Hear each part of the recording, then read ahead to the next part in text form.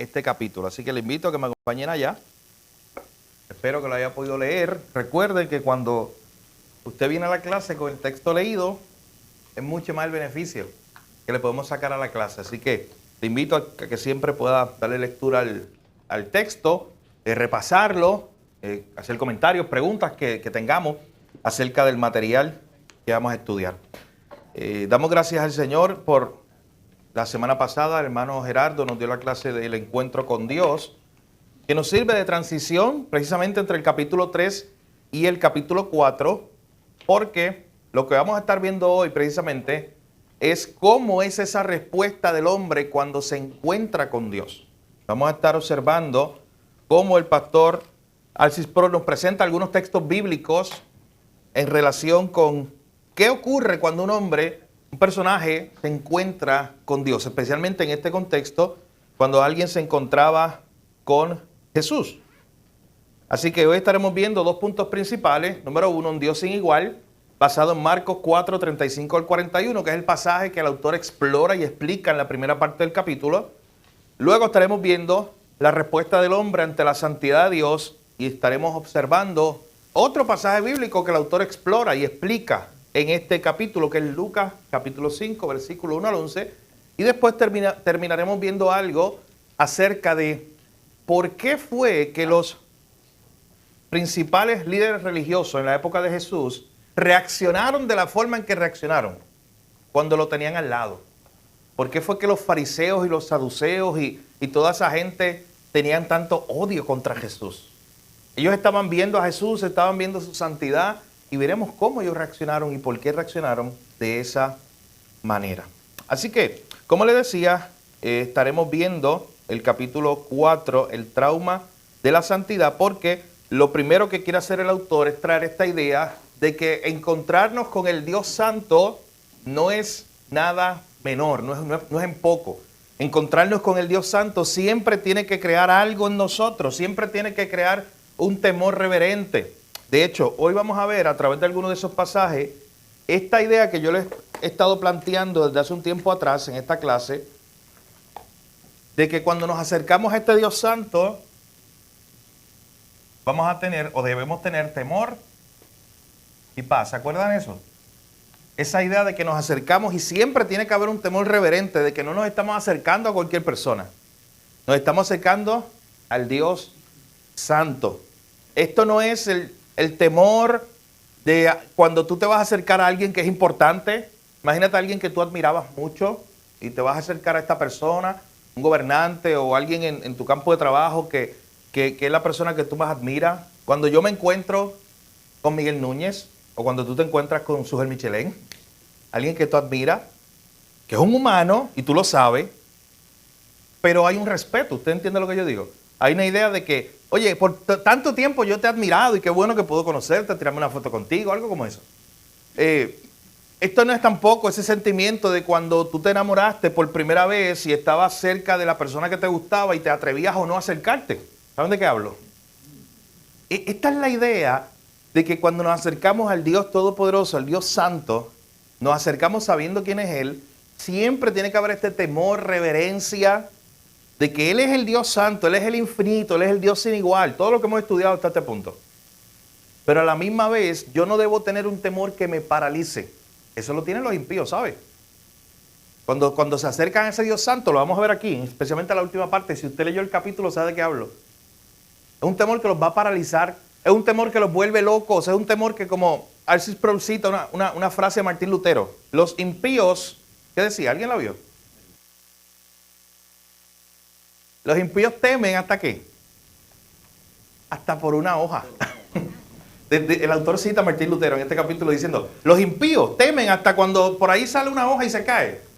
Ellos siempre están ante la expectativa, como el libro de Proverbios que dice, huye el impío sin que nadie lo persiga. Así que no es ese temor que estamos hablando, es un temor del impío, pero sí tenemos un temor siempre reverente, que nos estamos acercando al Dios incomprensible, al Dios incomparable, al Dios grande, al Dios que el Salmo 145 nos dice que su grandeza es inescrutable. A ese Dios nos estamos acercando. Pero a la misma vez el creyente se acerca ¿cómo? Con paz. Con paz. ¿Por qué? Esto es simple repaso. De hecho, simple repaso del Evangelio. ¿Por qué yo me puedo acercar a este Dios santo, todopoderoso, temible? Porque, mi hermano, escuche bien, Dios nunca deja de ser temible ni para el cristiano. El Dios que está por encima de todas las cosas. No hay que aclarar, llegas en paz si lo conoces. Claro. No que sepas quién es Así que lo es. conoces. Y tiene una relación con Él y le puedes llamar Padre, Abba Padre, como decía Gálatas, que lo estudiamos hace poco aquí. Fue como lo que mencionaste hace poco, del avión que tenía problemas y había un niño tranquilo. Oh, Porque sí. el que está yendo es mi papá. El que está guiando a mi papá. Es la diferencia versus si tú no conoces al capitán, pues te pueden decir que es el mejor capitán del mundo. Pero yo no lo conozco. Versus si es mi papá, yo voy a sentir una diferencia. Paz, tranquilidad, de que él es mi papá y él es el que está guiando. Así que, al final de cuentas, si el que tiene una relación con Dios como Padre a través de Cristo, ese se acerca a este Dios temible, incomprensible, santo y Dios todopoderoso, pero se acerca como un hijo. Se acerca en paz. Así que eso es lo que vamos a estar también observando en el día de hoy. Bien, acompáñame al primer pasaje, porque cuando tú abres el capítulo 4, lo primero que empieza el autor es explicando este pasaje. Vamos a ir a Marcos capítulo 4, versículos 35 al 41. Así que le invito a que me acompañen todos ahí en la Biblia para ir dándole seguimiento a esta lectura. Marcos capítulo 4, versos 35 al 41. Porque aquí se nos va a mostrar precisamente una de las reacciones del ser humano ante la santidad de Dios, ante la grandeza de Dios, ante la idea de que estamos delante de un Dios que es un Dios sin igual, un Dios sin igual, es un Dios incomparable. Un Dios que no podemos comparar nada ni nadie con Él. Recuerdan que el concepto de santo lo hemos estado viendo, llevamos meses estudiando, como 2 meses estudiando desde la introducción, esa idea de que el concepto de santo sí habla del aspecto moral de Dios en cuanto a que es separado del pecado. Pero en primer lugar, cuando habla de que Dios es santo, siempre está hablando de Él como el incomparable, el altísimo, el que está separado, el que no hay nadie como Él. Esa es la idea que se presenta aquí. Y yo creo que ese es si usted me pregunta a mí, la aportación más importante de este libro es esa, traernos a colación esta idea de nuestra mente de que cuando pensamos en Dios santo, no solamente pensamos en el Dios que está apartado del mal, sino pensar en todo lo que implica la santidad. Ese Dios que está por encima de todas las cosas, el que está separado, el que es todopoderoso y el que es incomparable y sin igual. Así que eso es lo primero que vemos aquí en Marcos capítulo 5 y es la primera parte del capítulo 4 de su libro. Miren lo que dice desde el versículo 35 en adelante. ¿Alguien que lo pueda leer? Sí, hermano. Marcos capítulo 4, vamos a leer versos 35 al 41. Al atardecer, Jesús dijo a sus discípulos: crucemos al otro lado del lago. Así que dejaron a las multitudes y salieron con Jesús en la barca, aunque otras barcas lo siguieron. Pronto se desató una tormenta feroz y olas violentas entraban en la barca, la cual empezó a llenarse de agua. Jesús estaba dormido en la parte posterior de la barca, con la cabeza recostada en una almohada. Los discípulos lo despertaron. Maestro, ¿no te importa que nos ahoguemos?, gritaron. Cuando Jesús se despertó, reprendió al viento y dijo a las olas: silencio, cálmense. De repente el viento se detuvo y hubo una gran calma. Luego él les preguntó: ¿por qué tienen miedo? ¿Todavía no tienen fe? Los discípulos estaban completamente aterrados. ¿Quién es este hombre?, se preguntaban unos a otros. Hasta el viento y las olas lo obedecen. Mira lo primero que vemos aquí. Vemos uno de los milagros de Jesús. Jesús estaba cansado, se acuesta a dormir, va de camino al otro lado del mar de Galilea. Ese mar de Galilea, y el autor aquí lo explicó bien en el capítulo 4, era propenso a ese tipo de tormentas. Y eran tormentas repentinas por su geografía, rodeado de montaña. Era propenso a tener muchas tormentas, y eran tormentas fuertes que ocurrían allí. Eran tormentas que viraban muchas veces estos barcos e incluso causaban la muerte de los pescadores. Así que Jesús dice que entra a la barca junto a sus discípulos, se levanta este gran viento, ya parecía que se iba a cruzar el barco, que se iba a virar el barco. Jesús estaba durmiendo y ahí las personas comienzan a buscarlo, los discípulos, y le preguntan: oye, maestro, ¿tú no tienes cuidado que perecemos? ¿Qué usted ven en esa pregunta? Vamos a pensar en el texto. Usted viene en esa pregunta del versículo 38. ¿Qué vemos ahí? ¿Era inseguridad? Inseguridad, miedo, duda. Ellos se están fijando más en el problema y para nada se acuerdan quién está con ellos. O sea, no lo conocen. No, o sea, Sí. aún no lo conocen. Así es. De hecho, ellos están conociéndolo porque esto es el inicio del ministerio de Jesús. Pero piensen algo aquí. Estas palabras que ustedes están diciendo, miedo, inseguridad y duda. ¿Por qué? Aquellos tienen miedo y qué inseguridad y aquellos le tienen miedo en este momento. Note lo que está pasando. ¿La muerte? A la muerte. Miedo a la muerte, muy bien. Porque están viendo delante de sí un huracán. Están viendo grandes vientos, la tormenta, y que saben que la muerte de ellos es segura. Así que van donde Jesús. No tienes cuidado. Jesús, ¿a ti te importa lo que está pasando aquí? ¿Cómo es que tú estás durmiendo? A ver si Sproul cuenta una anécdota, no sé si usted la leyó, de que él estaba un día en un avión, el avión pasó estos eventos, que el avión parece que se va a caer, y tú sientes que el corazón se te va a salir, y de momento él mira para el lado, todo el mundo estaba gritando, y de momento él mira para el lado, y el vecino estaba durmiendo, tranquilito. Pero él dice, oye, ¿tú te imaginas a estas personas con las ganas de levantarlo y decir, oye, pero no te importa lo que está pasando? Que vamos a morir, miedo. Noten estas palabras, las apunté porque va a pasar algo muy importante. Jesús se levantó. Oye, ellos tenían inseguridad. Ellos implícitamente estaban dudando de Jesús, porque cualquiera podía decir, oye, pero ellos tienen que creer que si Jesús está allí, esa barca va a llegar a donde sea. Pero ¿por qué Jesús primero no simplemente los corrige? Fíjense en esto, estamos pensando en el texto. ¿Por qué Jesús, verso 39, dice, se levantó Jesús? Y pues en ese momento, antes de hablarle, porque él más adelante les va a hablar y les va a hacer unas preguntas importantes. Pero en ese momento lo que él hace es mostrar su poder. Es mostrar el por qué ellos no deben tener duda, de hecho. Es que es parte de la enseñanza. Así es. Porque si él hubiese querido, iban directo a pescar y regresaban. Si él hubiese querido, la tormenta era parte de la educación. Así es. Si él hubiese querido, la tormenta, era parte del discipulado. Sí. Si lo hubiese querido, ¿tú sabes qué hubiera pasado? La tormenta todavía ahí. Y eso, no, siéntense ahí ahora todos ustedes. Les voy a enseñar a confiar en mí. Y les voy a enseñar quién yo soy. En teoría, me refiero, ¿me entiendes? Sacaba una pizarra allí en la barca y la barca llenándose de agua y la gente, ¿entiendes la idea? Lo que hizo con la hermana de Lázaro. ¿Con quién? Lo que hizo con la hermana de Lázaro. Sí.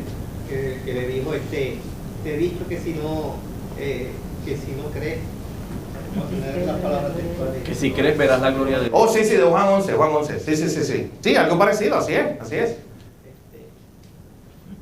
Calla, le dice al mar, calla y enmudece. Noten las palabras que utiliza, reprendió el viento. O sea, Jesús regañó al viento y le dijo, calla, enmudece.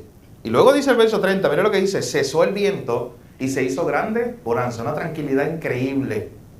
De momento salió un rayito de sol, el mar tranquilo y cesó el viento. Oye, ¿qué poder tiene este hombre, según ellos que lo están viendo como un hombre, para hacer esto? Ellos están haciendo ahí una pregunta, pero a la vez reconociendo una grandeza. Así es. Calla, enmudece. Son dos cosas que están haciendo ellos a la vez. Una pregunta más, están reconociendo, oye, es alguien que tiene poder. Así es. Calla y enmudece. De hecho, noten esta idea. La naturaleza aún recuerda la voz de su creador. Porque un hombre que le está diciendo a la naturaleza y le está hablando con orden. ¿Quién es este? Esa es la pregunta que tiene que ocurrir. Pero antes de que venga esa pregunta, verso 40, ahora Jesús les habla después de hacer el milagro. Y les dice, ¿por qué ustedes están amedrentados? ¿Cómo ustedes no tienen fe? Entonces, ahí está todo esto implícito, esta idea de que, primero, ustedes no saben quién va con ustedes en el barco. ¿Por qué ustedes tienen miedo?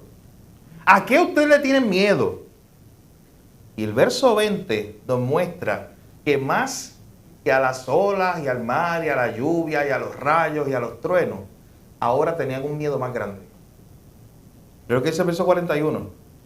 Entonces temieron con gran temor. Noten que incluso el autor nos hace un énfasis doble. Temieron con gran temor. Algo que no había hecho anteriormente. Es para enfatizar que ahora sí esta gente estaba aterrorizada. Fue un sustito. Aterrorizada. Y ahí se veía que no lo conocían bien. Sí, Sí, pero es- que fue que tuvieron más miedo en ese momento al Señor, a la grandeza de Él, a lo que estábamos hablando, la santidad de Dios, que a las mismas olas, la tempestad, todo lo que estaba ocurriendo. O sea, eso fue más grande que la misma tempestad y las olas que estaban ocurriendo. Vieron algo más temible. Así es. Porque ahora estaban en la presencia de algo que ellos no podían explicar. De un Dios sin igual. Y usted sabe que el hombre, ser humano, cuando se presenta ante algo que no puede explicar, la reacción normalmente es ¿qué? Es miedo, es temor. Y cuando ellos vieron esto, se asustaron. Tú sabes que John MacArthur dice algo sobre este pasaje que siempre ha sido para mí uno de mis comentarios favoritos de MacArthur sobre el Evangelio. MacArthur sobre este pasaje dice, en su comentario bíblico, dice, la única cosa más aterradora que tener una tormenta alrededor del bote era tener a Dios dentro del bote. Mira esto, la única cosa más aterradora que tener una tormenta alrededor del bote era tener a Dios dentro del bote. Y ellos se dieron cuenta en ese momento que quien estaba con ellos no era un maestro más, un profeta, un líder, un carpintero. Ellos se estaban dando cuenta que era Dios. Porque solo Dios tiene esa autoridad sobre los mares. Miren, ¿sabes que esta gente son judíos? Ellos se criaron con los salmos y eso creó su cosmovisión bíblica. Y hay salmos que hablan acerca de eso, varios salmos, que hablan acerca del poder de Dios sobre las olas del mar incluso. Clarito así. Entonces ellos sabían que ese poder siempre se le adjudicaba solo a quién, no a un ángel incluso, solo a Dios. Así que ahora el terror de ellos es porque Dios está con ellos allí. Porque ellos se están dando cuenta que este hombre no es cualquiera. Y noten lo que pasa ahora, la pregunta del verso 41. Con gran temor se preguntaban unos a otros, ¿quién es este? Que aún los vientos y el mar le obedecen. O sea, en otras palabras, como hemos estado hablando aquí cuando hablamos del Dios Santo, que es sin igual, incomparable, y yo les decía hace un tiempo atrás la idea de las categorías, ¿se acuerdan? De que a Dios no lo podemos poner en una categoría. A ti, a mí sí, pero a Dios no. A todo lo demás del universo lo podemos poner dentro de alguna categoría, pero no a Dios. Y en la mente de estos personas en este momento está esta idea de ¿quién es este? Porque no cabe en ninguna de nuestras categorías. ¿Quién es este? Porque a él no lo podemos encajonar en algún lado. Él no es simplemente un profeta, él no es un maestro, él no es un rabí. No, este es diferente. Esa es la idea de este Dios santo ante el cual ellos están en ese momento. Ellos estaban delante de lo santo. Ellos estaban delante de algo que ellos simplemente no podían explicar. Así que noten la idea que estamos viendo aquí. Cuando el ser humano se encuentra con algo sin igual, ellos simplemente en ese momento están reconociendo que están delante de algo que ellos no pueden explicar. Bien, cuando usted sigue leyendo el capítulo 4 de su libro, se da cuenta que R.C. Sproul nos explica una segunda historia. Y es una segunda historia basada en Lucas capítulo 5. Vamos a ir allá. Invito a que me acompañe en su Biblia. Lucas capítulo 5, versículos 1 al 11.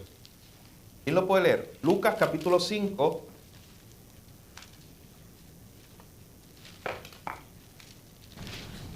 Versículo 1 al 11. Sí, hermano.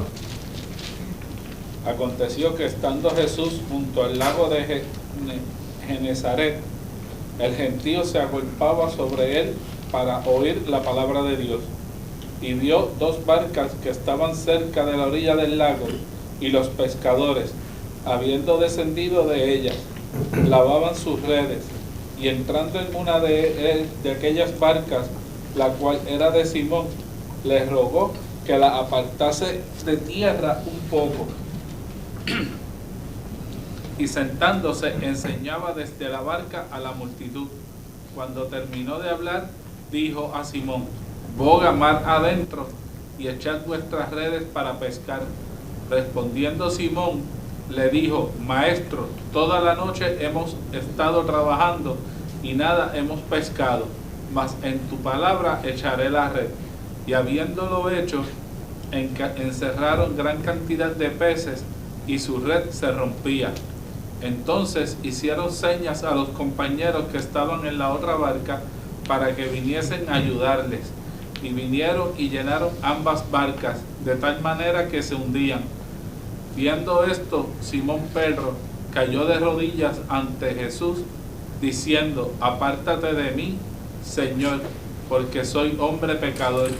Porque por la pesca que habían hecho, el temor se había apoderado de él y de todos los que estaban con él. Y asimismo de Jacobo y Juan, hijos de Zebedeo, que eran compañeros de Simón. Pero Jesús dijo a Simón: no temas, desde ahora serás pescador de hombres. Y cuando trajeron a tierra las barcas, dejándolo todo, le siguieron. Es importante esta segunda historia y lo que ocurre aquí. Vemos la respuesta del hombre ante la santidad de Dios. R.C. Sproul explica esta historia muy bien también en este capítulo 4. Jesucristo entra a enseñar allí en un contexto. La gente se había agolpado, se había reunido para oír la palabra de Dios. Jesucristo en ese mismo lugar donde había pasado la tormenta, el mismo sitio, es el mar de Galilea o lago de Galilea. Allí dice el texto que Jesús entonces les da unas instrucciones y les dice a estos discípulos: boguen mar adentro y echen las redes para pescar. Simón, tiene que ser siempre Simón, Pedro, que tiene una respuesta para todo. Oye, si Jesús le está diciendo algo, Señor, en tu nombre la voy a echar ya, nos hubiéramos ahorrado la mitad del texto ese. Siempre tiene un pero. Sí, maestro. Toda la noche hemos estado trabajando y nada hemos pescado. Todo eso se supone que es rara para decir lo último. En tu palabra echaré la red. Pero mira la excusa de él. Toda la noche hemos estado aquí, es la realidad de él. Él es un pescador profesional. Es como si él le estuviera diciendo a Jesús: Jesús, de hecho, R.C. Sproul, si usted leyó el capítulo, se da cuenta, él lo explica. Y él dice: ¿sabes qué? Incluso ahí hay como un sarcasmo. Sí. Él mismo está diciendo: mira, Jesús. Soy yo. Exacto, el pescador soy yo. Tú eres maestro, quédate de maestro, tú lo haces bien. Tú eres un rabí, es más, un carpintero, pues está bien. Pero de pesca, ¿quién sabe? Pues yo. Y toda la noche hemos estado aquí y sabemos que allí no hay peces. Y un pescador ya sabe eso y ya tiene la experiencia, tiene la costumbre, pues no lo va a volver a hacer. Pero ante esa duda incluso, él dice: pero en tu palabra echaré la red. Luego dice el verso 6, echando las redes, encerraron gran cantidad de peces y su red se rompía. Jesús hizo un gran milagro allí. Entonces hicieron señas a los compañeros que estaban en la otra barca para que viniesen a ayudar. Y vinieron y llenaron ambas barcas de tal manera que se hundían. Entonces miren, el mismo que estaba poniendo excusa hace unos segundos, unos minutos atrás, miren cómo reacciona ahora. Verso 8. Viendo esto, Simón Pedro cayó de rodillas ante Jesús diciendo: apártate de mí, Señor, porque yo soy hombre pecador. Porque por la pesca que habían hecho, el temor se había apoderado de él y de todos los que estaban con él. ¿Notan algo parecido de esta historia con la anterior? ¿Qué notan? ¿Qué se parece? Aparte de que ocurre en el mismo lugar, en el mar de Galilea. ¿En qué son similares esta historia? Temor. De la grandeza, lo que vieron más allá, lo mismo que le pasó a la que leímos en Marcos. O sea, el Dios Todopoderoso, ese Dios más grande que... Dios que rompe sus categorías. Exacto.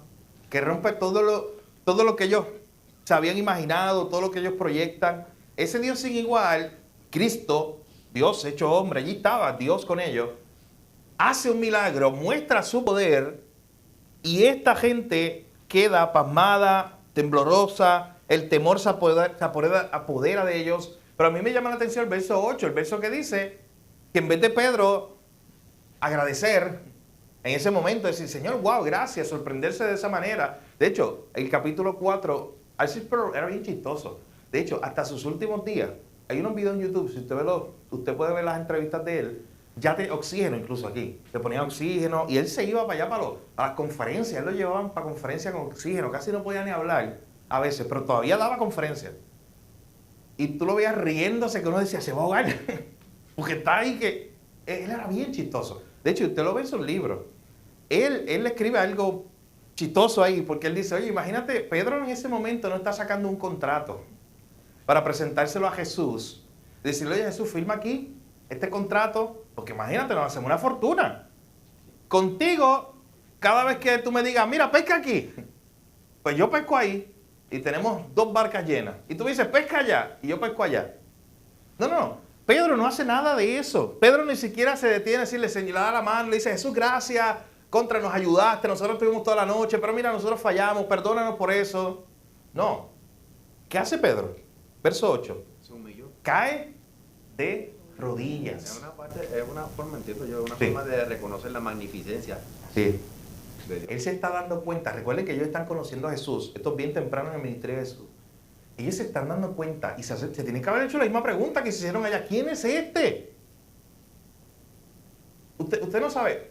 Tarea para que lea los evangelios. La próxima vez que estén en su lectura leyendo los evangelios, busque cuántas veces la gente pregunta esto. Esa misma pregunta. Busque cuántas veces en Mateo, Marcos, Lucas y Juan y se van a sorprender cuando hagan ese ejercicio. Porque todos los autores hacen lo mismo. Ahorita, si llegamos ahí, dije ahorita y me fui atrás una semana, porque tuve que corregir 125 veces cada vez que yo decía ahorita, dando clase allá en Guatemala, porque ahorita es ahora. Y yo le decía ahorita y yo me podía estar refiriendo al pasado, Es igual que en México. o al presente, o al futuro, perdón. Ahorita es en el Sí, momento. exacto. Y cada vez tenía que corregirlo. Pero piensen esto. Ahorita lo vimos, esa pregunta se hizo, ¿quién es este? Usted lo va a ver, Mateo, Marcos, Lucas y Juan, los 4 van a hacer lo mismo, van a estar una y otra vez poniéndola, cómo reaccionaba la gente. Y más adelante vamos a hacer un ejercicio. Si llegamos allí en el libro de Marcos precisamente, vamos a hacer un ejercicio para ver cómo desde el capítulo 1 hasta el capítulo 3, la gente empieza a hacerse esa pregunta, ¿pero quién es este? No podemos poner a Jesús en una categoría, él rompe todas las categorías. Usted sabe, leyó el capítulo 4, ¿sabes qué dice el discípulo de Jesús? Otra vez, le gustan los chistes y hacer ilustraciones. Él dice, Jesús rompe la curva. Y él empieza a hablar de maestros, contexto de la escuela, que siempre estaba el niño, que todo el mundo tenía una nota bajita, estaban bien contentos, bien felices, y todos tenían bajita porque se cambiaba la curva y mejoraba la nota. Hasta que por ahí salía Jesse. 100. ¿Qué problema tenemos con Jesse ahora? De hecho, el autor, ¿sabe qué dice? Dice, normalmente no cogíamos a Jesse y la aplaudíamos. Al contrario, ¿qué hacíamos? Nos enojamos con ella. Por culpa de ella, porque ella rompió la curva. O sea, ella es la totalmente diferente. Todos nosotros nos sentíamos cómodos mientras estábamos aquí. Yo me sentía cómodo con mi C y Rose con su C bajita. Y David con su B media ahí. Pero nos sentíamos cómodos. Pero a la vez que hubo una que sacó 100, nos echábamos todos. Rompió la curva. Entonces eso pasaba con Jesús. Y el Cipro lo explica muy bien en este capítulo 4. Y específicamente veremos que ese fue el enojo de los fariseos y los saduceos con Jesús, porque Jesús rompía la curva. Porque antes de que llegara Jesús, ¿sabe quiénes eran los santos? Ellos.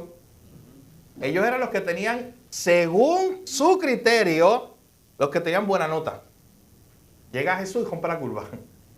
Por eso fue el odio de los fariseos con Jesús, ¿sabes? Este rompe la curva, este es más santo que nosotros, este es diferente. Mira las cosas que hace él.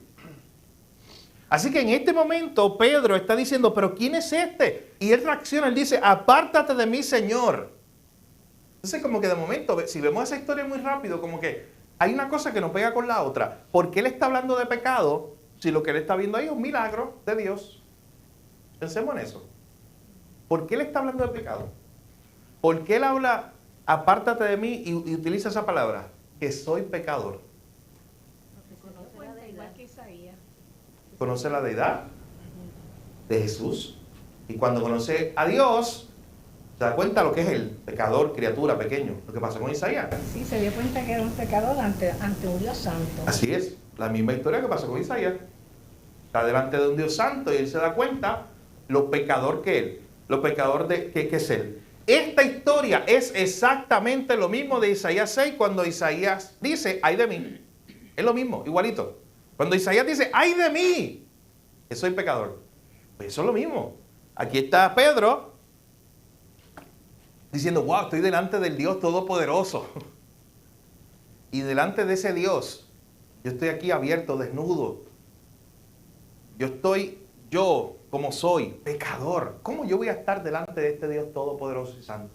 Y por eso le dice, apártate de mí, porque yo soy hombre pecador. Implícitamente lo está diciendo también, lo que está diciendo al revés, ¿sabes qué? Tú eres demasiado santo. Y yo no puedo estar aquí. Así es. Eso es lo que está diciendo Pedro. Tú eres demasiado grande. ¿Qué yo hago aquí frente a ti? Mi hermano, ningún hombre que se encuentra con el Dios de la Biblia reacciona indiferente.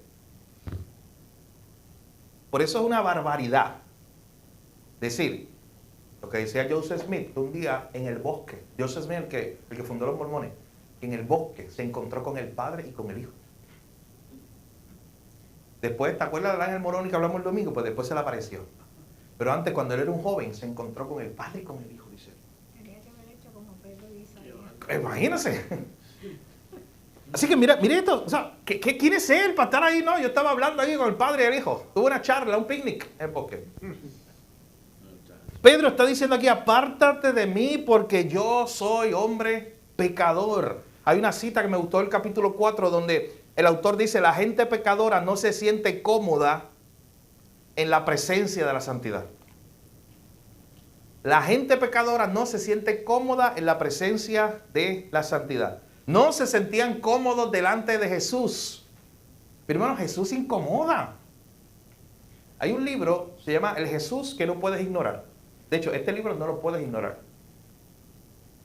Se llama así mismo, El Jesús que no puedes ignorar. Lo escribió John MacArthur. Léalo. Es un libro muy bueno que habla precisamente de los enfrentamientos de Jesús con los fariseos. Lo vamos a ver ahora, y los saduceos y toda esta gente.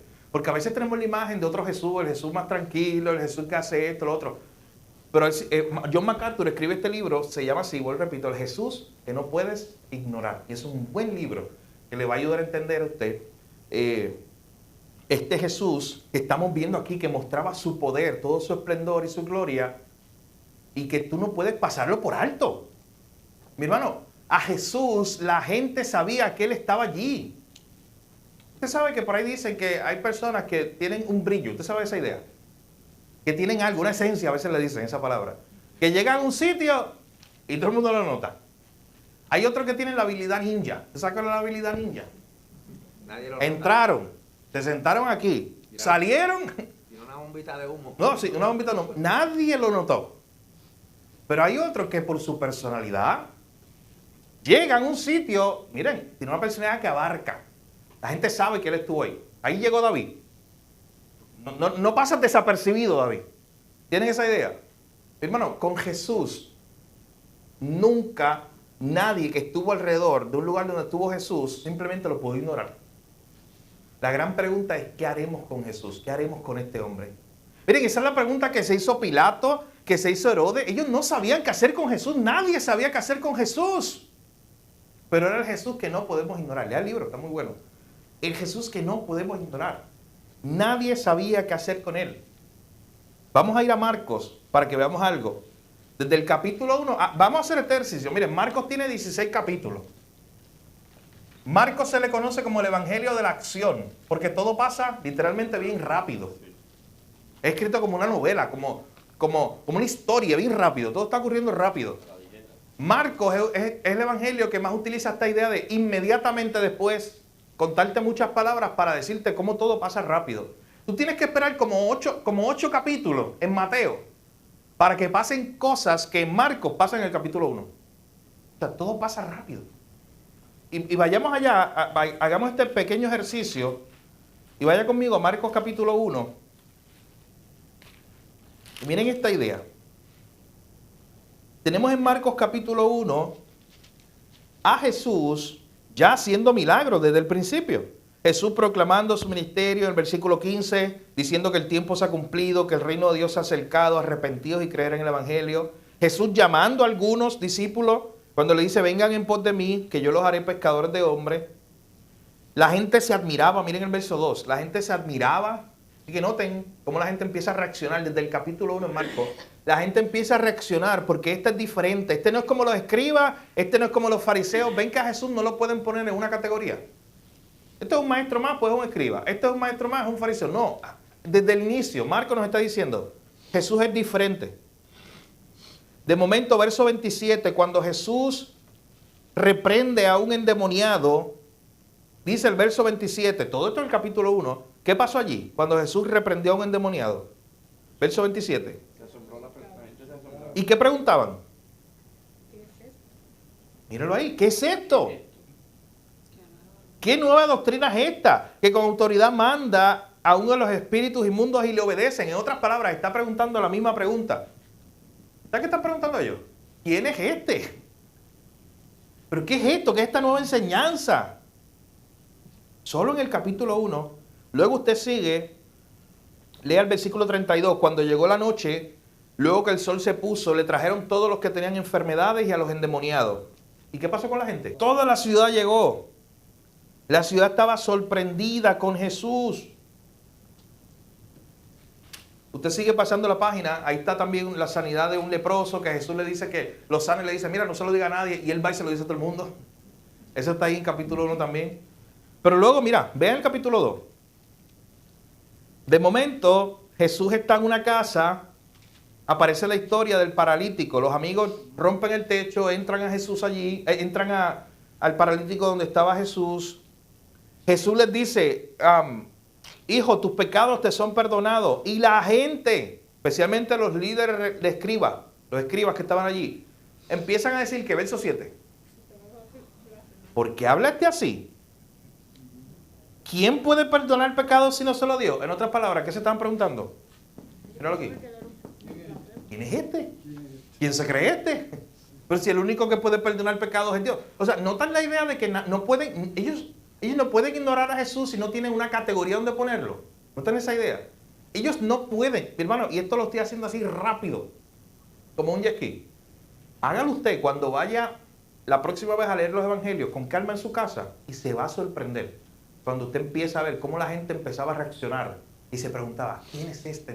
A Jesús no lo podía ignorar y no había una categoría donde podían ponerlo. Así que se empiezan a preguntar las personas, ¿quién es este? Verso 12. Entonces el paralítico se levantó, tomando su lecho, salió delante de todos, de manera que todos se asombraban y glorificaban a Dios. ¿Y qué decían? ¿De dónde salió? ¿Cómo lo explicamos? Noten lo que está ocurriendo aquí es, ¿cómo explicamos lo que estamos viendo? No había explicación.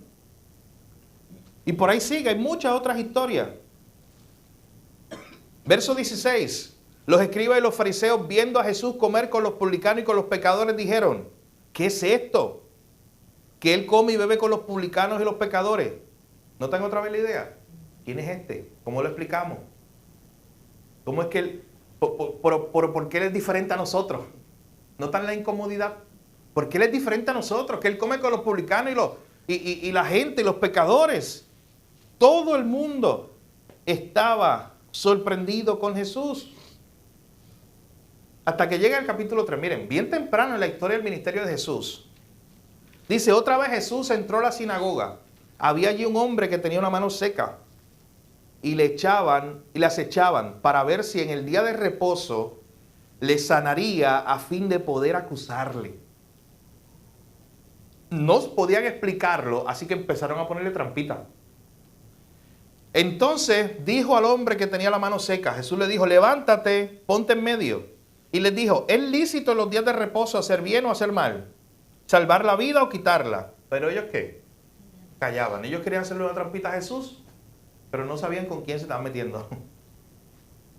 Y miren ahora lo que dice, versículo 5, entonces mirándoles alrededor con enojo, entristecido por la dureza de sus corazones, le dijo al hombre, extiende tu mano. Él la extendió y la mano le fue restaurada. Y el verso 6 es clave en el Evangelio de Marcos para poder entenderlo. Y salidos los fariseos, tomaron consejo con los herodianos contra él. ¿Para qué? Para destruirle. La historia del Evangelio según Marcos tiene 16 capítulos. Temprano en el capítulo 3 ya se nos dice que esta gente, como no pudo explicar quién era Jesús y no podía ponerlo en una categoría y no sabían qué hacer con él, ¿qué era lo que tenían que hacer? Destruirlo. Ese fue el plan. Vamos a sacarlo del medio. Oye, piensa que hay dos reacciones ante Jesús. Está la de Pedro allí, la que vimos aquí en Lucas 5. El que no podía explicarlo, no sabía qué hacer, no entendía quién es este. ¿Pero qué hizo? Se humilló. Versus el otro, fariseos y publicanos especialmente hicieron eso, que la forma de resolverlo, ¿sabes cuál era? Ellos no se iban a humillar. ¿Sabes cuál era? Vamos a sacarlo del medio. Esto es un problema lo que tenemos aquí. Vamos a sacarlo del medio. Mira, después lea los primeros capítulos de Hechos y dése cuenta, del libro de Hechos, y dése cuenta cómo estaban los apóstoles predicando, Pedro y Juan especialmente, los primeros capítulos, y de igual manera salen estos líderes religiosos a decir, oye, pero si ya nosotros lo enterramos, lo matamos, no vuelvan a predicar más en este nombre. Y ellos decían, pero es que no queremos saber nada de él. Se dieron cuenta después que ellos no podían eliminarlo, que no había forma de salir de él. Se dieron cuenta ellos tarde, que no había forma de salir de él. Pero ¿cuál fue su intento? Como no podían explicarlo, vamos a destruirlo. Vamos a salir de él. Vaya conmigo a Mateo 23 y vea cómo Jesús habló de estas personas. Mateo capítulo 23, versículo 1, dice, entonces habló Jesús a la gente y a sus discípulos diciendo, en la cátedra de Moisés se sientan los escribas y los fariseos. Así que todo lo que le digan que guardéis, guárdelo y hacedlo, mas no hagan conforme a sus obras, porque dicen y no hacen. Porque atan cargas pesadas y difíciles de llevar y las ponen sobre los hombros de los hombres, pero ellos ni con un dedo quieren moverlas. Antes hacen todas sus obras para ser vistos por los hombres, pues ensanchan sus filacterias y extienden los flecos de sus mantos y aman los primeros asientos en la sinagoga y las primeras sillas en la sinagoga, en la cena, perdón, los asientos en la cena y las salutaciones en las plazas. Y ellos aman que la gente le diga ¿cómo? Que lo llamen por sus títulos. Entonces todo estaba bien. Tú sabes que fariseo significa apartado. Sí. Era la idea de que ellos eran los apartados para Dios. Antes de que llegara Jesús, la gente, el pueblo, ¿a quién veía como los verdaderos santos? A ellos. Así que cuando llega Jesús y empieza a confrontarlo, y empieza a confrontar que la religión de ellos era superficial, de aquí en Mateo 23, después les llega a decir, hipócrita, ¿ustedes qué? ¿Qué les dice? ¿Alguien se acuerda algo de lo que le dice Jesús a los fariseos? Está ahí en el capítulo 23. Sepulcro blanqueado. Por fuera están bonitos. Por fuera expresan como santidad. Y el pueblo dice, sí, estos son los separados, los santos. Pero por dentro están ¿qué? Están muertos. Sí, son como un vaso. Que está por fuera puede estar bonito y adentro está sucio. Así que entendemos ahora un poco mejor por qué esta gente odiaba tanto a Jesús. Porque Jesús fue un problema para ellos. Ellos eran los santos. Y cuando llega Jesús y rompe la curva y muestra quién es el verdadero santo, se les cae el kiosco a esta gente. Y en vez de reconocerlo y humillarse y decir, sí, tú eres el verdadero santo, tenemos que ser como tú y seguirte, ¿qué hicieron? Vamos a eliminarlo. Es nuestro enemigo. De hecho, los saduceos, ¿sabes cómo se reconocían los saduceos? Los justos. Estos eran los sacerdotes del pueblo. Ellos no se llevaban entre sí, ¿saben? Eran sectas del judaísmo, no se llevaban entre sí. De hecho, hay algo que hizo Pablo. No sé si usted se acuerda de eso en el libro de Hechos. Hubo un momento donde había un debate, Pablo estaba ahí, lo querían acusar, y él tiró como una cascarita. Una pregunta ahí de la resurrección para echarlos a ellos a discutir entre ellos, porque ellos tenían diversas interpretaciones. Ellos no tenían la misma Torá, el mismo Antiguo Testamento. Unos decían, no, son unos libros, y los fariseos, no, son otros. Ellos peleaban todo el tiempo. Pero ¿qué hicieron ellos? Se unieron con un enemigo común. Cuando tenían un enemigo común, que era Cristo. Y se unieron para tratar de derrotar a Cristo. ¿Por qué? Porque cuando llegó Jesús mostró que esto no era los santos nada. Y cuando llegó Jesús mostró que quién era el justo verdadero. Él, no eran los saduceos.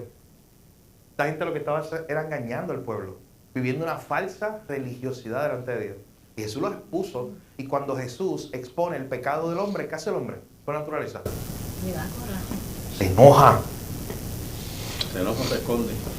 Así es. Y aún en este tiempo actual todavía ellos son así.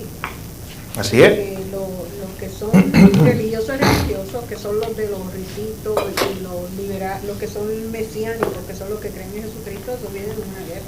Así es. Sí, hoy tienen muchas sectas de visión, así es. Pero piensen por un momento, y con esto termino. El capítulo 4 llega un momento donde el Sproul dice, él cuenta dos historias que me gustaron mucho, no sé si ustedes la vieron. Sí. Él dice, oye, Jesús no está hoy con nosotros, físicamente, pero ¿quién lo está representando en la tierra hoy? Dice, la iglesia. O sea, hay gente que comete el error de pensar en la iglesia como el edificio, recuerden. Dice, el representante de Jesús hoy es la iglesia, es ese edificio que está allí en Mercedita frente a él. No, esto no representa a Jesús, escucha bien. Estoy hablando de esto no representa nada a Jesús. ¿Sabes quién representa a Jesús? Tú y yo, la iglesia que somos nosotros. Así que, así Pablo dice, oye, el que ahora representa a Jesús en la tierra somos nosotros. Y nosotros, si vivimos en santidad, ¿sabes qué vamos a caer mal? A un mundo pecador que nos va a quedar también. A rechazar, a considerar sus enemigos y a decir, este rompe la curva, hay que eliminarlo, no vamos a estar ni con él. Y él habla acerca de que le gusta jugar golf y cuando va a jugar golf, está bien chévere la cosa, están gozando, están riéndose, haciendo chistes, que le encanta hacer chistes, hasta que le hacen una pregunta. Oye, ¿en qué tú trabajas? Y él le dice, soy pastor. Se acabó el chiste. Ya nadie quiere reírse. Y después, sí. Cuando estaba jugando golf. Sí. Y después presenta la historia de Billy Graham. Está el presidente de Estados Unidos. ¿Quién es el presidente de Estados Unidos? Estaba Billy Graham y otra persona jugando con un individuo. Y él narra toda esta historia de que ese individuo, de momento, su amigo lo vio bien enojado, con el cuello rojo. Enojado. Y el amigo le dice, oye, ¿qué pasó? ¿Será que Billy Graham lo tiene ahí diciendo te vas para el infierno, tienes que correr a Cristo y predicándole y eso lo enojó? ¿Y sabes qué le enojó? Billy Graham no había hablado ni de religión, nada. Estaba ahí jugando golf con él. Pero ¿sabes qué le incomodaba? Que él estaba al lado de un hombre que representaba a Cristo. Él estaba al lado de un hombre santo. Y eso incomodaba. Yo no sé si a ti te ha pasado. En tu trabajo te puede pasar entre tu familia. Yo no me acuerdo hace un tiempo atrás que yo di una clase aquí, una predicación que yo decía que nosotros somos como alienígenas. ¿Se acuerdan de eso? Que vamos a ser como extraños entre nuestros lugares de trabajo, entre nuestra familia. Vamos a vernos como raros. Pero es por eso precisamente. Y gloria a Dios por eso. Que nos vean así como que somos los apartados para Dios. Los que son separados para Dios. Y es gracioso cuando nos dicen, este se cree más santo que nadie. Sí. Y de hecho, él habla de un chiste ahí que dice, no, y cuando llega el pastor se acaban los chistes y se acaba la diversión. O cuando llega un cristiano, de hecho, y te pasa, pues pasa en tu trabajo. Pero noten la idea de que el que es creyente ahora, Cristo no está físicamente aquí, en su cuerpo, estoy hablando, está a través de nosotros, la iglesia. Y nosotros ahora que somos la iglesia, su cuerpo, precisamente él es la cabeza, nosotros somos su cuerpo, el mundo tiene que mirarnos. ¿Y sabes qué? Si el mundo nos aplaude, hay problema. Si el mundo le caemos demasiado bien, hay problema. Pero cuando el mundo empieza a chocar con nosotros, dice, pero ¿quién es esta gente? ¿Pero por qué viven de esta manera? ¿Pero por qué aman a Jesús? ¿Por qué viven para Él? ¿Sabes qué? Él siempre llega a decir ahí, con esto termino, que a Jesús la gente lo quiere, pero bien lejos. Porque por ahí, a Jesús, la gente respeta a Jesús, lo sabe. Es más, el Islam respetan a Jesús, lo sabía. Hay muchas religiones, otras que respetan la figura de Jesús. Incluso ateos. Nietzsche respetaba a Jesús en su manera, de la forma en que él creía que era Jesús. Un maestro moral, un filósofo. Pero era la idea de, oye, él fue una persona muy buena, pero de lejito. Quieren a Jesús, pero bien lejos. Porque a la vez que lo tienen cerca, le va a pasar como a Pedro, que va a chocar con la realidad de quién es este. Y van a haber dos reacciones al final. Vamos a hacer como este Pedro, que al final reconoce, Señor, apártate de mí porque yo soy pecador. Jesús termina ahí diciendo, no cerramos ese verso 11. Jesús termina ahí diciendo, no temas, yo te haré pescador de hombres. O sea, El temor y la paz, ¿la ven ahí en ese pasaje? Jesús le está dando paz ahí. Como que sí, yo soy el Dios Todopoderoso, yo soy el Dios grande, pero yo mismo estoy aquí contigo. Así que vente, yo te haré un discípulo mío, un seguidor mío, puedes tener paz, puedes tener una relación conmigo. Ahí se refleja el temor y la paz en ese verso, en ese capítulo 5. Así que esa es una reacción, o la otra, de los fariseos y los saduceos, que simplemente dijeron, a este hay que eliminarlo, no lo queremos ni en pintura, no lo queremos. Así la gente está reaccionando con Jesús todo el tiempo. Así que este capítulo se tituló El trauma de la santidad. Entender quién es Dios, el Dios Santo, Todopoderoso, siempre va a crear una reacción en la persona que enfrenta a Jesús. Pero si algo hemos visto hoy, y si algo vemos en el Nuevo Testamento, mis hermanos, es que a Jesús no podemos ignorar. Tenemos que reaccionar. Tú sabes que C.S. Lewis decía que a Jesús no hay como punto neutro con él. C.S. Lewis era un apologista cristiano del siglo pasado y decía, mira, no hay un punto neutral con Jesús. O era un lunático, estaba loco porque lo que decía y que él era un Mesías, un Salvador y perdonaba pecados, o estaba loco, o nos arrodillamos delante de él como el Salvador y lo reconocemos como quien es él. El punto medio, a Jesús no podemos ignorarlo. Así que, próximo miércoles, si el Señor así lo permite, continuaremos con el capítulo 5 de nuestro libro, una pequeña clase de historia, la locura de Lutero se llama. Es hablando acerca de cómo precisamente este personaje de la historia, que lo conocemos por la Reforma Protestante, le pasó mucho de lo que vemos aquí. De encontrarse con este Dios Santo y cómo él reaccionó. Para ver un ejemplo de la historia de cómo esto se ve. Así que lea el capítulo 5, mi hermano. Siempre les recuerdo, leyendo el capítulo, usted va a beneficiarse mucho mejor de la clase. Así que vamos a orar para terminar esta parte. Padre, gracias te damos, Señor, por esta enseñanza, por este tiempo donde podemos ir a tu palabra y verte una vez más como quien tú eres, Señor, el incomparable, el sin igual. Señor, aquel que no podemos poner en categorías nuestras, Señor. Aquel que está apartado del pecado, aquel que está por encima de todas las cosas, Señor, que no cabe en nuestra mente finita. Oh, Señor, que nuestra reacción sea como la de Pedro cuando reconoció que él hacía delante de tu presencia, que él era pequeño delante de la grandeza tuya, que él era pecador delante de la santidad tuya, Señor. Pero qué bendición cuando tú le dijiste al mismo Pedro que no tuviera miedo, porque eras tú el mismo Dios Todopoderoso el que se había acercado a él y ahora lo escogería y lo haría un pescador de hombres. Señor, gracias porque acercarnos a ti siempre nos debe producir un temor reverente porque estamos ante el incomprensible. Pero a la misma vez podemos tener paz porque nos acercamos como hijos tuyos a través de Cristo. Señor, gracias que siempre tengamos un concepto correcto delante de quién estamos cuando nos acercamos a ti. Que recordemos que tú eres el Salvador, el Señor, el que no podemos ignorar. Ayúdanos a reaccionar de la forma correcta cada vez que nos acercamos a ti en santidad. Gracias te damos, Jesús. En tu nombre oramos y te lo pedimos todo. Amén.